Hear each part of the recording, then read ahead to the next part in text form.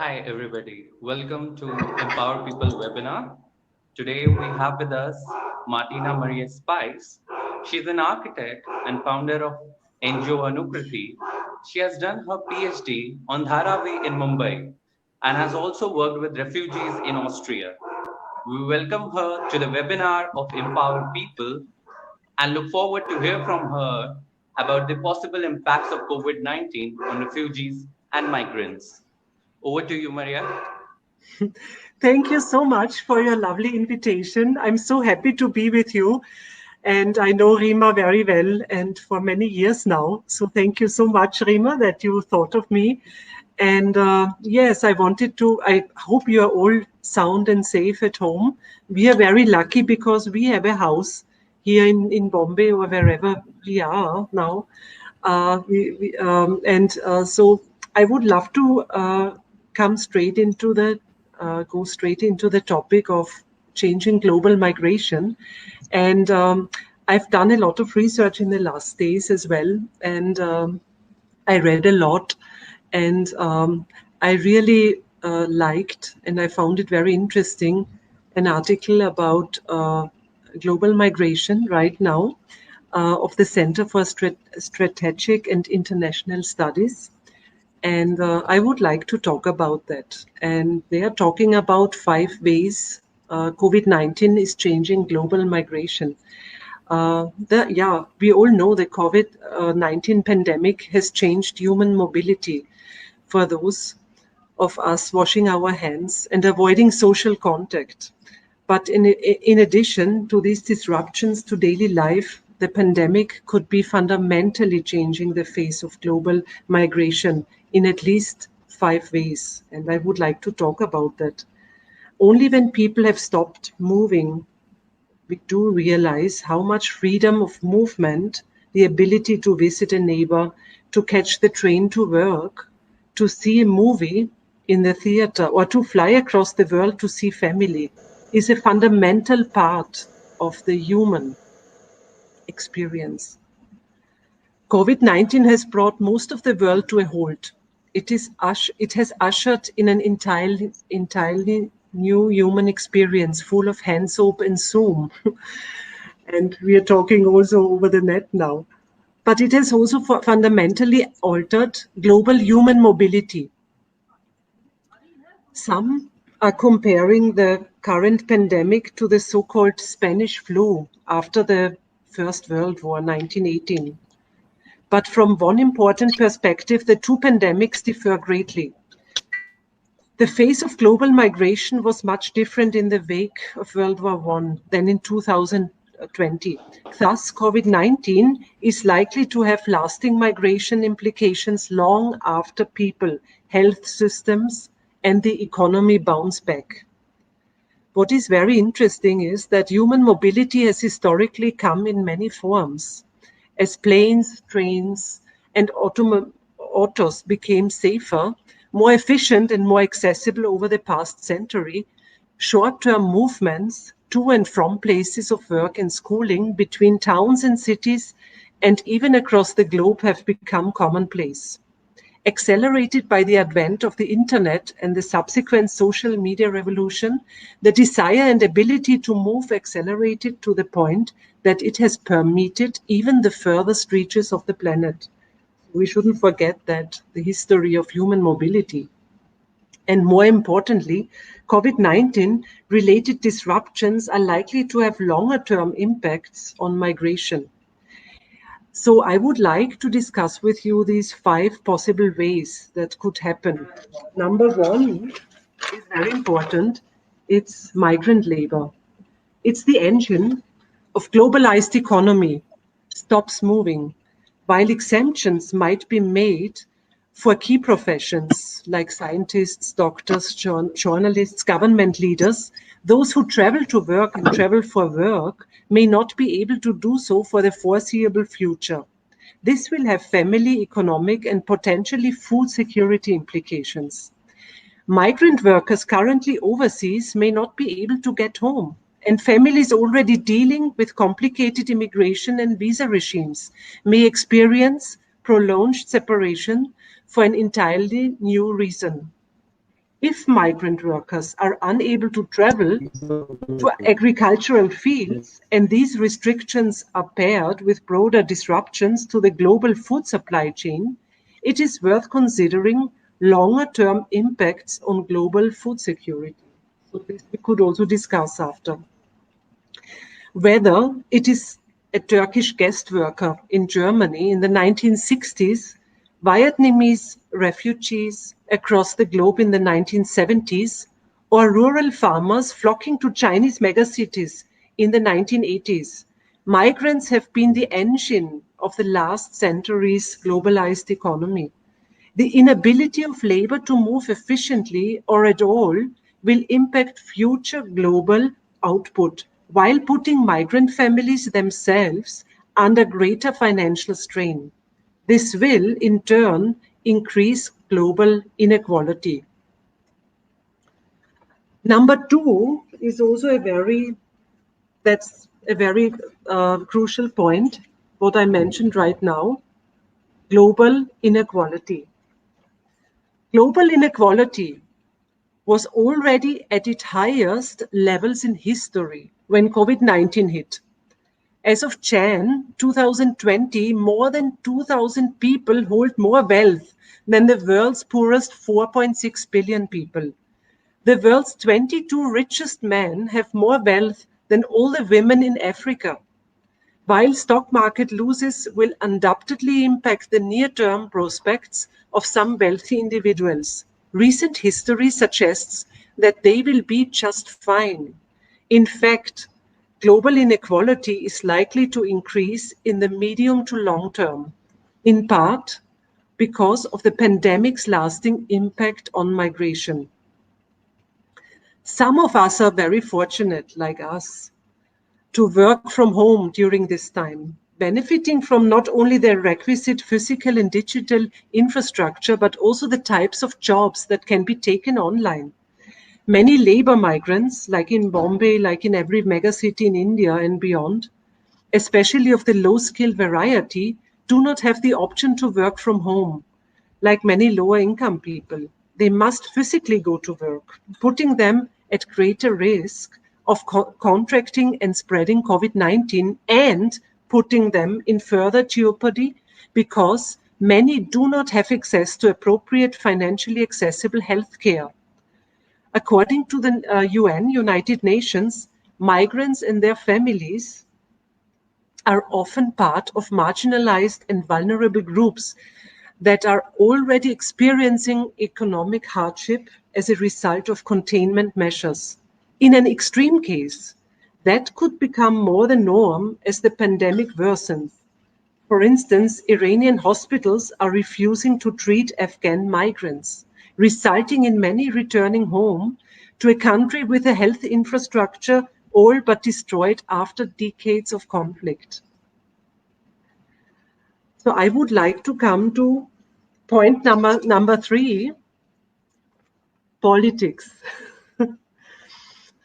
With few anecdotes, what we have heard now, politicians with skeptical or outright hostile views of migration have experienced electoral success around the world in recent years. And I can say that as European, as Austrian, my neighboring countries, for instance, Hungary, COVID-19 has ushered in a new era of travel restrictions and required medical testing of migrants. While most of these regulations are designed to be temporary, it's not hard to imagine President Viktor Orban or others manufacturing crisis after crisis to keep Hungary's borders de facto permanently closed to migrants. So Viktor Orban is very proud to say we have zero migrants in our country. A fear of a second or third wave of COVID-19, a subsequent disease, a crisis originating in sub-Saharan Africa or the Middle East that forces millions to seek refuge in Europe, an entirely manufactured crisis playing to fears and a current lack of trust in institutions. So we could discuss that after that as well, the fear of people and producing fear for people. I come to point number four, These are movements. Forced migrants are unable to move, keeping vulnerable people in harm's way. So this commentary focuses heavily on the on the potential longer-term implications of restrictions to labor migration. Already vulnerable forced migrants will also suffer from fewer movement of options. Already at risk of COVID-19, the forcibly displaced, like refugees, asylum seekers, and internally displaced persons, and other forced migrants, are also faced with a diminished institutional capacity, offering them support. Some movement pathways will reopen as quickly as possible, but there are closing at all may have longer-term repercussions. Colombia, for instance, has halved its Venezuela response services despite ever-increasing needs, even though they consider it a vital lifetime for the forcibly displaced. The UN's migration and refugee agencies halted refugee resettlements globally over COVID-19 concerns.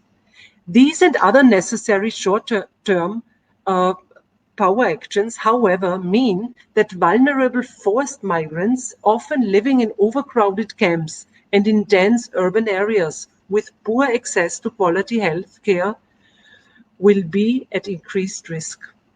Much of these risks will be concentrated in the developing world, where 84% of refugees and 99% of internally displaced persons currently reside, and to where COVID-19 is only recently arriving.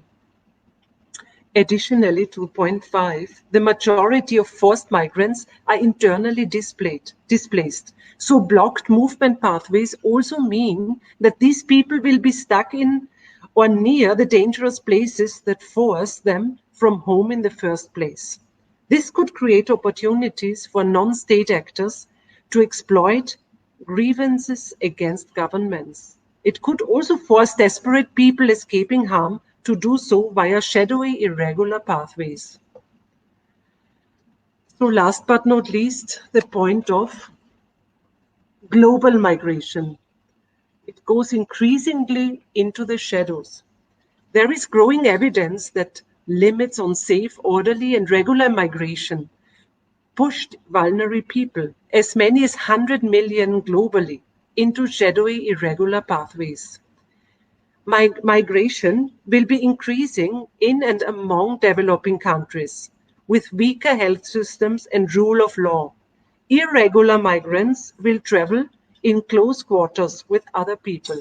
They will cross international boundaries without documentation or health checks. In the age of COVID-19, they will also put themselves, their fellow travelers, and anyone in their extended path at grave risk. So the conclusion is, however, it is important to consider longer-term repercussions when designing short-term human mobility restrictions, as it happens around the world now, akin to efforts to make sure that people unable to work right now do not lose their jobs permanently. Not doing so could result in more economic stress, greater levels of global inequality, more vulnerability to forced migrant populations, and increases in irregular migration. I would also like to show you some pictures, what we, I think, all saw in the last couple of weeks. So, in silent, do you see it?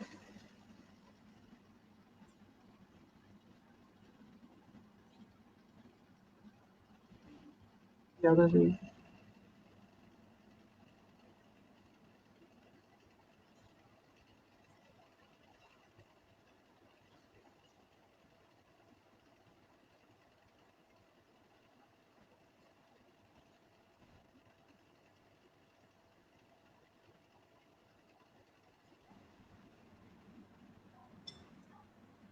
So, I would end now and start a discussion on that So, how can we produce or create solidarity across borders? Thank you so much, Maria. Thank you so much for that Uh, talk. it was only a little summary uh, of thoughts and very well, researched articles.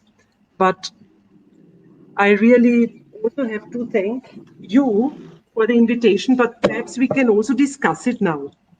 And I Yeah. really highly recommend the Center for Strategic and International Studies, CSIES, and Errol Yebok. He's the deputy director and a very great fellow and responsible for the project on prosperity and development. And there are a lot of more very fruitful articles in the net. And it's very interesting if you go online and you Google migrants, COVID-19, and you click on images, you see very similar pictures like in 2015 when we all had, in Europe, when we had the migrants coming from Syria and Afghanistan and Pakistan. So, but of course, each and every migrant is under stress, under great stress. And perhaps we can discuss what we can do as urban planners, as architects, as humans, right now.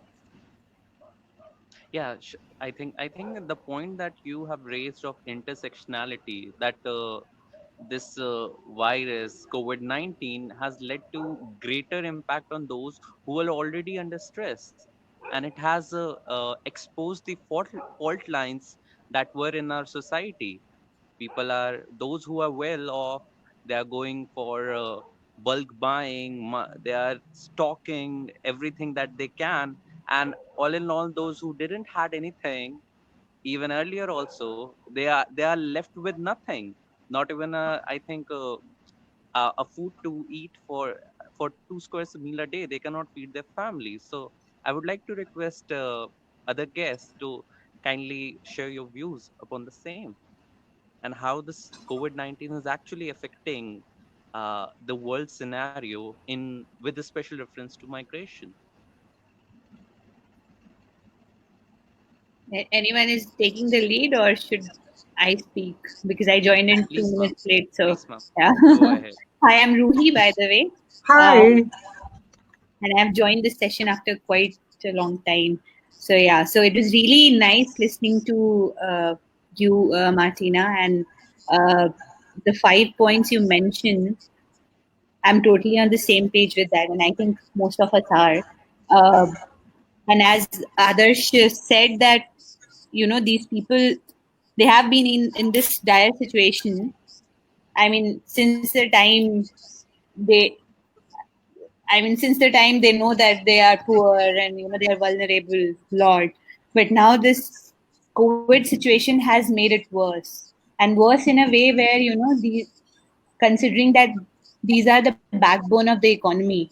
As you mentioned, that we have doctors, we have journalists who are there on the upper layer and who are doing the jobs, but who is doing the menial jobs? I mean, who is making our buildings, who is cleaning the toilets in the malls, and who is picking, Exactly.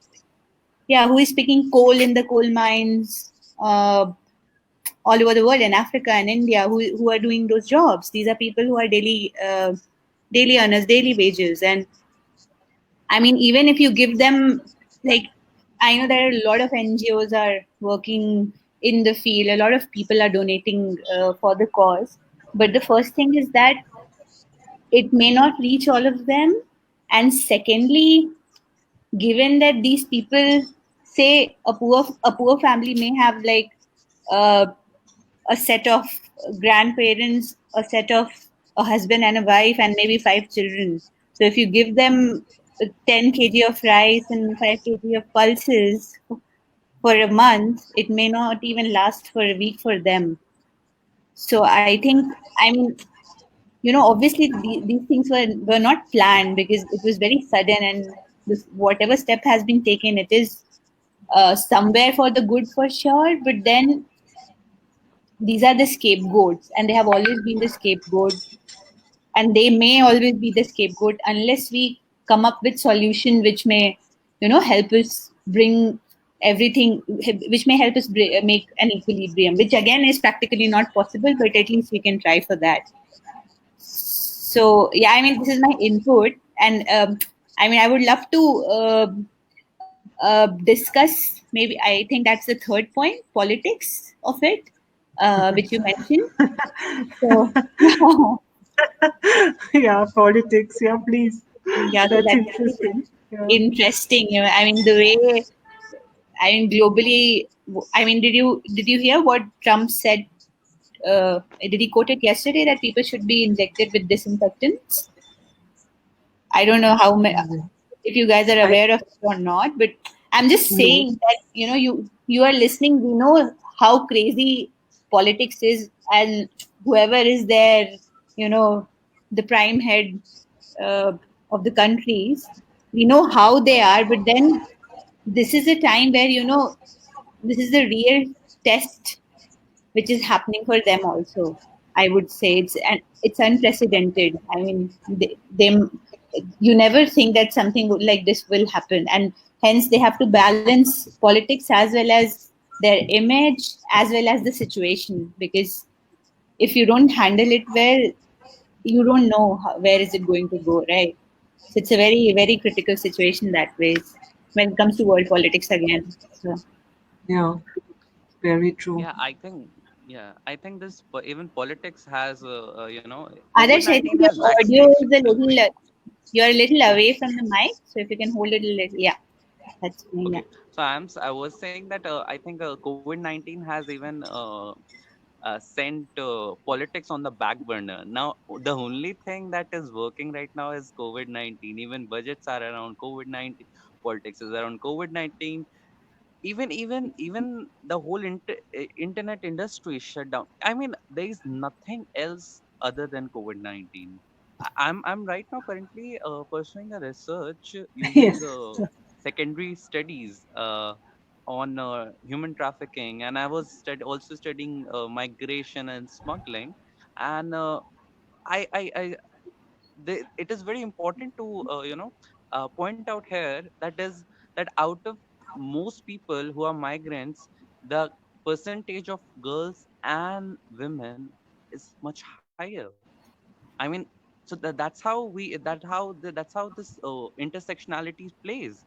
That people who are vulnerable, they are facing burnt, and then I mean, we have to understand, and then we are in kind of a situation where we presume that we are doing, but eventually our efforts are either very less, or we are not at all making efforts in that directions.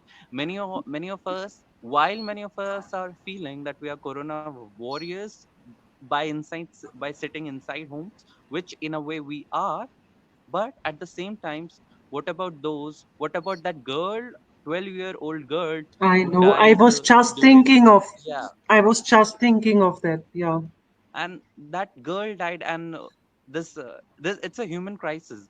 I think it's a human crisis and of sorts, and I think even humanity on that line would be is online, and for us to save that, I think that should be the first priority. I would like to call upon Sumati if you have anything to share. Please go ahead. Yeah, hi Martina. Hi. I listened to you and it was really nice listening to all the points that you made. And I was reading some articles similar to the one you mentioned also. So, um, about the point that you made about the migrant laborers, I was reading that the backbone of the globalization that happened, that the shift that happened in the economy was resident on the migrant labor only. And now that we see that the restrictions that are being imposed and the pressure, also the, I guess, this what we call it, the xenophobia or the our own internal shortcomings or the failing of the structures or the inequalities that exist. So, what I see is that what is the solution to that? What could be done, and how we step forward from this? So, I was thinking that why people migrate in the first place. They migrate because of better, in search of better job opportunities, in search of better options. So I was thinking that what if they don't need to migrate? What if this shift, like what I understand of migrant labor and globalization, the link between the two is that it pushes people to move into cities and move into these areas where there is better options for them. So for like now we at a stage where this all has saturated to the extent that we need to move back and we need to bring back that opportunities and then options back to the communities from which these options were taken away. So I was just thinking in the direction. I'm really not an expert in this. I was just uh, this is just me thinking out loud. So I was just thinking about that. So please do comment on that, or do tell me that how this can be managed and what sort of consequences that we have. We know that the economy that is right now do depend on these kind of labor, and we do depend on like even the well-off nations also depend on that sort of labor population that drives that economy. uh, like capitalism also works in a way that it is dependent on labor population, and given the fact that in coming years we do have artificial intelligence coming in and taking up much of the jobs, but even with that there is certain amount of dependency, and when we don't take care of our migrants, we don't take care of uh, those people, how we are going to progress, or how we are going to move forward from here, if that's things. Yeah, it's you are so right with everything you say, and I am thinking of those people. These, look at Bombay, look at Mumbai slums, who didn't bring in the pandemic, but they are now the epicenter of the pandemic. What social distancing is possible there? It starts, in our Yeah, city. Yeah, it's really the lockdown means that you go hungry, but dare not step out of the, I came for to your own understand good. that even social distancing is a privilege right now. Like, I don't, Exactly. Exactly. We have to start with our thoughts exactly here. And, the city now wants to wish away the existence of these, high percentage of people, of city dwellers, living in 7 or 10% of land of this city. This is really crazy what is happening right now in Mumbai only. I think, yeah, I think one idea which came up, I think, in international discourse right now, and which is quite gaining bit of traction, is that of universal basic income. Now, people are asking that it should become one of the rights of the people to have a basic income. In the scenario, I mean, this crisis has at least shown that how necessary it is for people who don't have anything right now, and it is the responsibility of the state to And provide it others, for you the say people. it, nothing, they don't have Yeah, anything right now. Yeah. exactly, they don't have anything. I mean, people are moving with nothing. And I mean, it seems, it's for us, it seems like easy to judge that why are they moving, if government is providing them food, why are they moving outside, why they are going back to their villages? They don't understand. But you have to understand that scenario, that's the very that mental state where a person is very far away from his family, and at the same time he does not have anything to eat. At the same time, his landlord would be asking for rent. At the same time, uh, he could not even express his feelings. I mean, don't they have feelings? Don't they have? I mean, we are here with us, with our families. We can at least try, Exactly. yeah. And but they don't have that even vent to, channelize their feelings, and they are just stuck. And I mean, and there is nothing to help them. And more and more we deliberate over it. I think it's in this era of technology, where technology is like, I mean, look at Jeff Bezos. He has earned, I think, more 24 billion more during pandemic. So, I mean, yeah. I mean, there are people Exactly. who are, The there are rich people become who are, richer and the poor become poorer. It's so, yeah. I yeah, mean, I think now they are becoming helpless, I guess, because now at the time is coming. You see, Brazil, the time has already come where the only city which has the ICUs is not in position to offer it to any patient, because they are already patient in the ICUs and there is no bed empty. I mean, now people are left to die. I mean, can we let that happen in this world? We call ourselves the 21st century world, but I think in this sense we are doing worse than the Middle Ages. I mean, what we call the yeah, Dark Ages. Now I think this yeah, is something that is emerging as a darker age of our times. yeah, yeah. Yeah. Yeah. And Sorry, Martina, please go ahead. I'll speak no, after no, you. only a little anecdote from today. You Yeah. know, in my neighborhood, the Dudwala, everyone found out, oh, the Dudwala has coronavirus.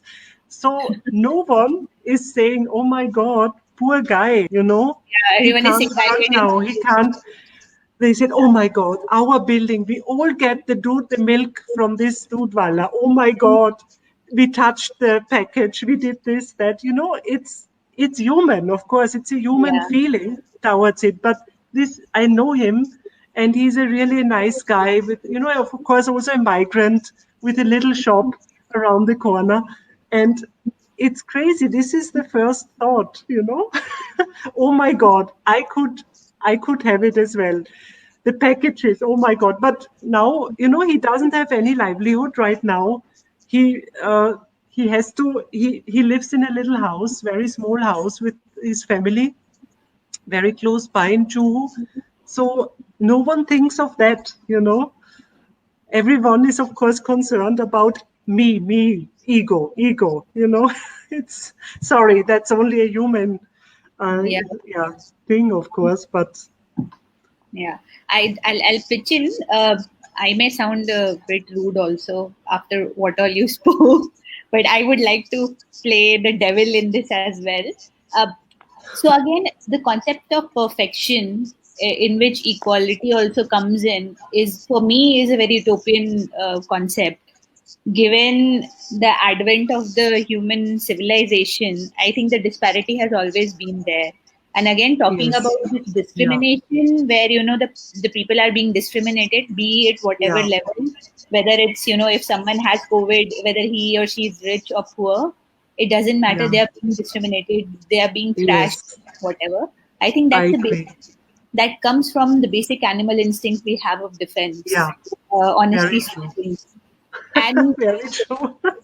I personally feel that this is not a see. If you talk about solution, we have been talking about these sort of solutions for, I mean, for a longer period of time. That everything should be equal. How can people do this or that? But again, when it comes to solution, you definitely need to detach yourself from the emotions, I feel, and then come to a practical solution to how it will work. As others said that it is being discussed that everyone should be paid some basic money for their survival.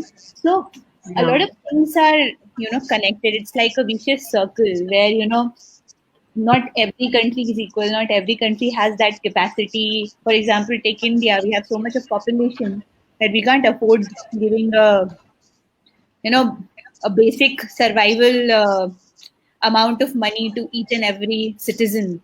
countries which are developed and which don't have much of population, they have that leverage, and Yeah, hence, it's easy to say that. Yeah, in a yeah, 7 or 8 million country like Austria, where I come from, of course, uh-huh, it's very easy, you know.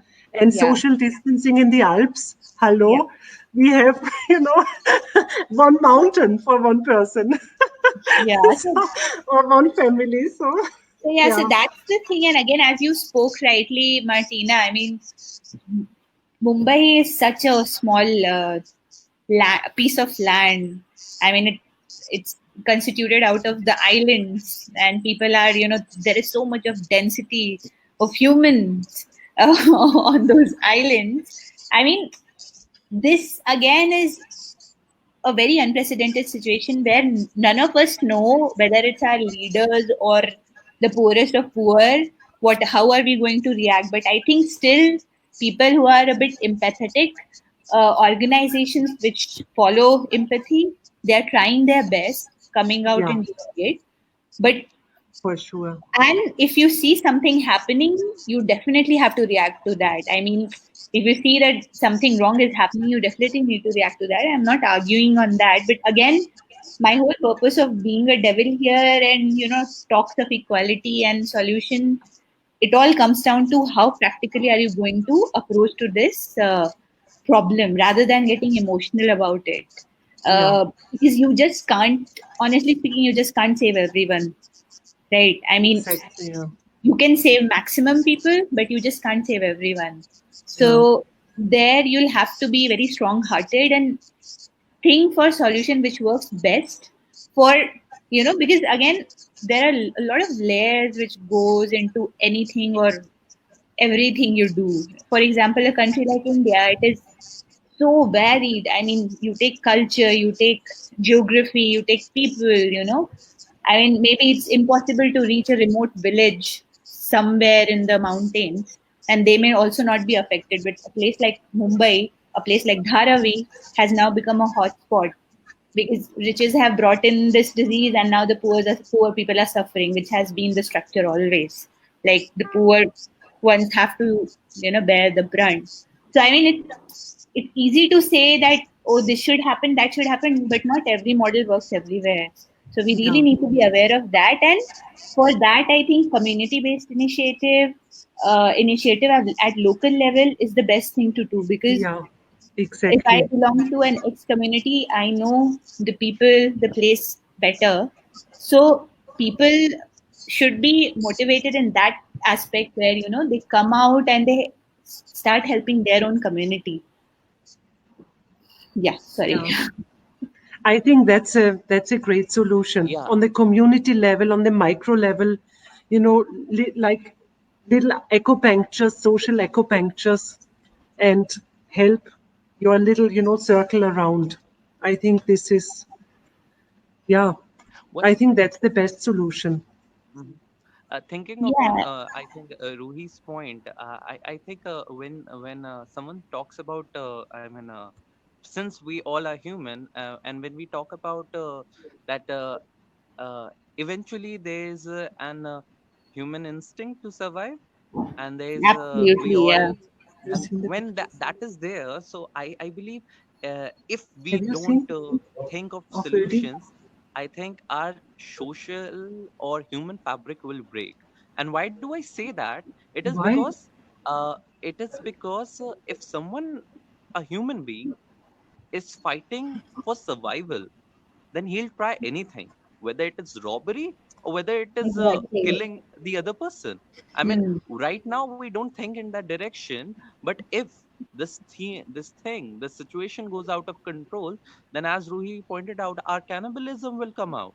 Because Absolutely. every You'll do anything to and survive. those yeah Yeah. and those who are sitting inside, they think that, okay, I mean, look at the scenario in US. People are saying, okay, 1 million, 2 million would have died, but at least we are now in better position that only 60 million have died. What if that this goes out of hand, and people who struggle to survive come out in defiance? I mean, we will have a revolution of a different kind. If not a revolution, that a disruption and anarchy for sure. If so, that's why I think not merely talk of solution, but also a real solution which actually works on ground. Yes, many NGOs are working, and we should applaud that in terms of crisis. The NGOs who did not even had this kind of I think mandate to work in such in such scenarios have kind of modified their working style. Sometimes someone who was working on rights is now also working this COVID-19 front. So that's a good start. I mean, universities like Ashoka's and universities, even my university, they are planning online sessions, awareing social workers like us, uh, so that they can become aware and they can aware their localities. We also not that we have also not talked about the kind of miasma of uh, I would call it misinformation that is in all of us. Our WhatsApp groups are full of that Yes. talks of what will work for COVID, what will not work for Yeah. Yeah, COVID. it's out of Yeah, fear, so I would say, moreover, that exactly, the fear of death. Because if you exactly, we and have that's human. that's human, That's and if human to have. I would say there are so many American movies which I would say Yes. specifically American, because Yeah, they do highlight this very well, where you have a pandemic, the world is going to get destroyed, and exactly. there is one man who wants to survive, and Yeah, one, yeah, a couple of yeah, yeah. yeah, family to survive. No, so that it's very easy to maybe make a film on that and show that, oh, you're doing all the actions and you have been saved ultimately, but no one is ever prepared for any sort of crisis which may suddenly come, which is invisible, and which will take your life away from you.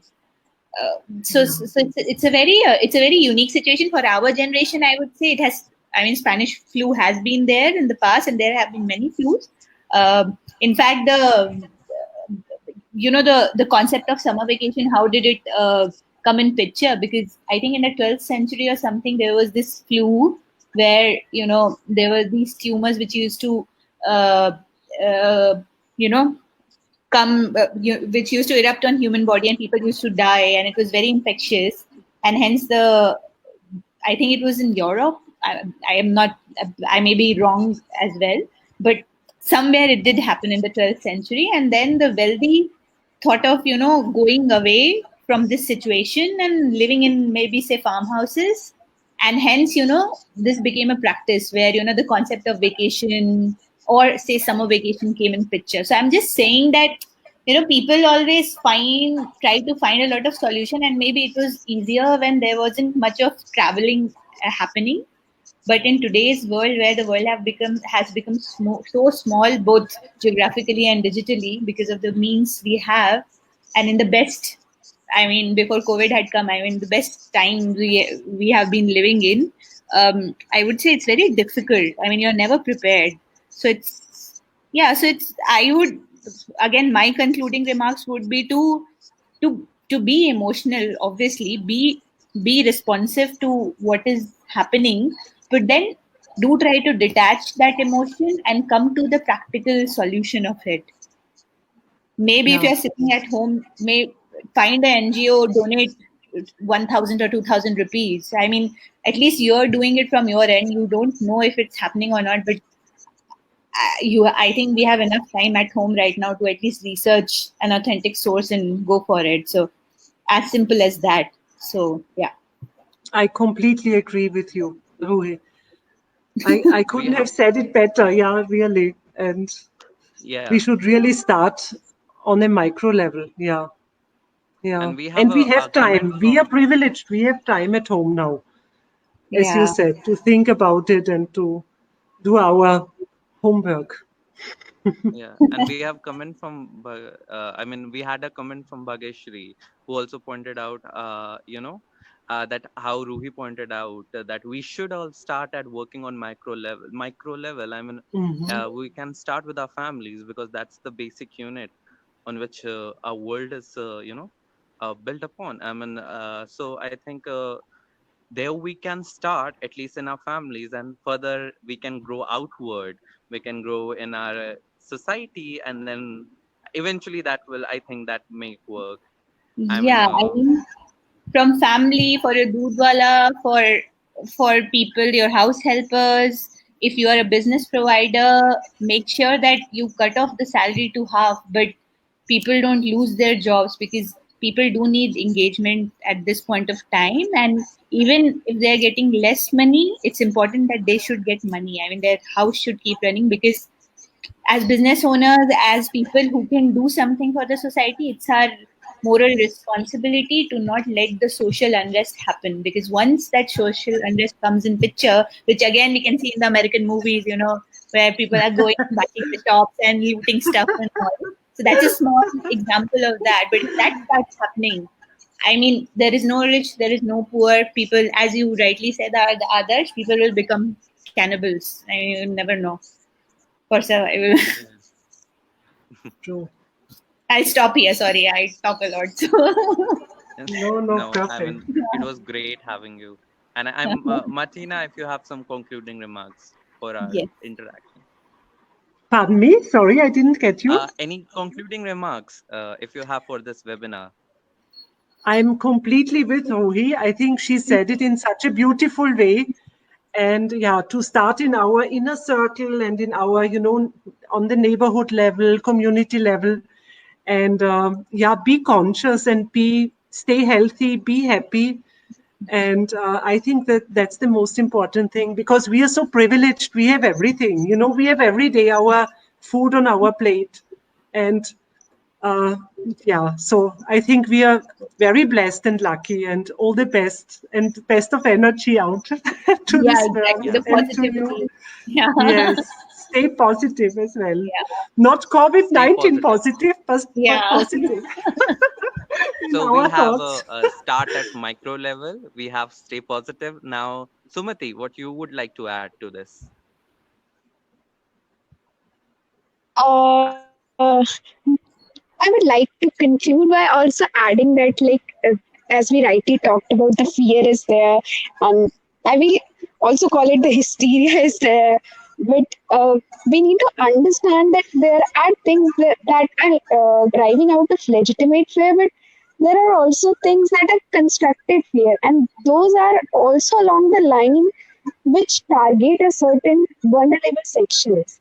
What I mean by that is, like, that we see how classism manifest in our, like, most often the people we target for having been suspected of having COVID-19 is often from the marginal section, is often from the people who constitute lower strata of the society.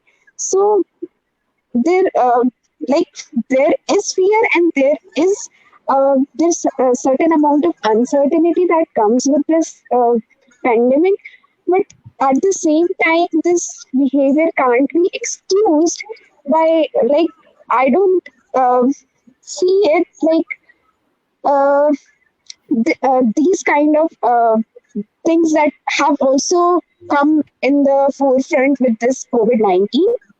So I would also add that at the same time we also need to be conscious, kind, and empathetic, and also refrain from making such generalization or making such assumptions at best. Okay. Yeah. And So we started our discussion from migration, and where Martina wonderfully talked about 5 points from global migration to global inequality, and even politics was not excluded from that. And I think there's lots of politics to even this pandemic and all, and there is even sociology of politics that we might would like to explore. But I think for this webinar today we had. 4 points that I may, I think, if I get it right. One is to balance our emotions. Second was to start at micro level. Third was to Yeah. stay positive, and the fourth one was to manage your fears well. I think by this I would like to conclude this webinar of Empower People. Thank you, everyone on the panel. It's been a great Thank talking to you. you, Thank you. and Thank you. hope to see you all on the other side of the spectrum and on the other side. Yes, Thank you so much. Thank you, definitely. guys. Thank you. All the Stay best for you. Yeah, thank you. Bye. All the best and stay healthy and Yeah, happy. same to you. Same to all of you. You. Bye. Bye. Oh, Bye. Rima is here. Hi, Rima. Hi, Rima. I don't know.